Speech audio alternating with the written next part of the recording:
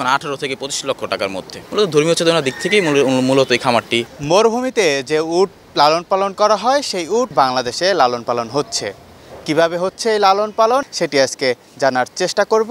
আপনাদের সাথে আছি আমি জাকারিয়া রবিউল। এই উটের খামারটি আসলে রাসূলের কথা, মরুভূমির কথা স্মরণ করিয়ে দেয়, কারণেই মূলত আসলে রাসূলের ধর্মীয় অনুভূতির দিক থেকে আসলে উনি খামারটি এখানে স্থাপন করেন, যাতে হচ্ছে উট দেখলে রাসূলের কথা, মরুভূমির কথা স্মরণ হয়। শুরু করেন এটি একটি অলৌকিক ঘটনাও, কারণ যেহেতু বাংলাদেশে এর আগে কোথাও উটের অনেক চেষ্টা করছে মানে এখানে যে প্রজনন করানোর জন্য, আসলে আপনারা জানেন যে ব্যর্থ হয়েছে। 2004 সাল থেকে অদ্যাবধি খামারটি চালিয়ে যাচ্ছেন এবং এখানে প্রজনন হচ্ছে।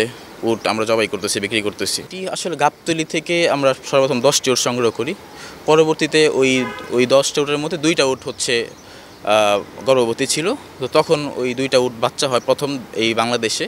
একটা বাচ্চা হয়েছিল কমলাপুরে, আর একটা হচ্ছে কমলাপুর। তখন একটা ঘটনা হচ্ছে, তখন বন্যা ছিল, তো তখন কমলাপুরে নিয়ে যাওয়া হয়েছিল। তো ওইখানে একটা বাচ্চা হয়, পরবর্তীতে এইখানে বাচ্চা হয়। এরপর থেকে আমাদের কন্টিনিউ প্রজনন হচ্ছে এখানে। উটের মাংস যদি আমরা অন্য দিক থেকে চিন্তা করি, যদি গরুর দিক থেকে চিন্তা করি, তো আসলে গরুর তো আসলে মাংস বেশি থাকে, আর উটের পা লম্বা হওয়ার কারণে উঁচা লম্বা দেখা যায়, কিন্তু আসলে গরুর তুলনামূলকভাবে উটের মাংস খুব বেশি হয় না।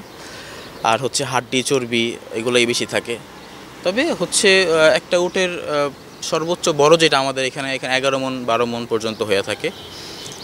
আর হচ্ছে আমাদের মূল্য আছে এখন 18 থেকে 25 লক্ষ টাকার মধ্যে, ছোট থেকে বড় মিডিয়াম এগুলো 18 থেকে 25 লক্ষ। আমরা শেষ যেটা বিক্রি করছি 18 লাখ টাকা দিয়ে। এখন ওই রকম উট না, এখন সবগুলো উটের দামই এখন 25 লক্ষ টাকা করে আছে। গরু যা খায় তাই খায়, যেহেতু এগুলো বাঙালি উট, বাংলাদেশে জন্ম হয়েছে, তো বাংলাদেশের আবহাওয়ার সাথে তারা একদম টোটালি মিশে গেছে। যেমন আমরা দেখি যে মরুভূমিতে কিন্তু উট থাকতে পারে অনেকদিন পানি না খায়া, তারপর হচ্ছে অনেক বেশি তাপমাত্রা তারা সহ্য করতে পারে, কিন্তু আমাদের এখানে কিন্তু তারা এত বেশি তাপমাত্রা সহ্য করতে পারে না। আমরা হচ্ছে যখন বেশি রোদ উঠে তখন অনেক সময় দেখা যায় তাদের জ্বর উঠে যায়, তো ওই সময় আমরা ঘরের ভিতরে ঢুকাই ফেলি।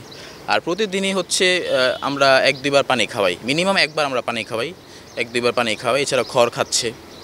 তো ওরা আসলে বাংলাদেশি মানে আমাদের দেশের সাথে মিশে গেছে, যার জন্য হচ্ছে গরু যেই টাইপের যেভাবে আসলে আমরা খাওয়াই, ঠিক ওই খাবারগুলোই মূলত খায়। যেমন খড়, ভুসি, খৈল, তারপর হচ্ছে ঘাস, কাঁচা ঘাস, যে কোনো সব কিছুই খায়। ঘাসটা যেহেতু ঢাকায়, এটা একদম ঢাকার প্রাণকেন্দ্রে এটা অবস্থিত, তো আমাদের এখানে ঘাসের খুবই সংকট। তো সেই ক্ষেত্রে আমরা মানে ওইভাবে না খাওয়াইতে পারলেও কিছুটা খাই, কেননা কাঁচা ঘাসের টা তো আর অন্য কোনো খাবার এটা পূরণ করতে পারবে না। অল্প কিছু পরিমাণে আমরা কাঁচা ঘাসটা খাওয়াই আর কি। আগে অ্যাভেলেবেল উট ছিল, আমরা প্রতি বছর কুরবানিতে 2-1টা করে বিক্রি করতাম।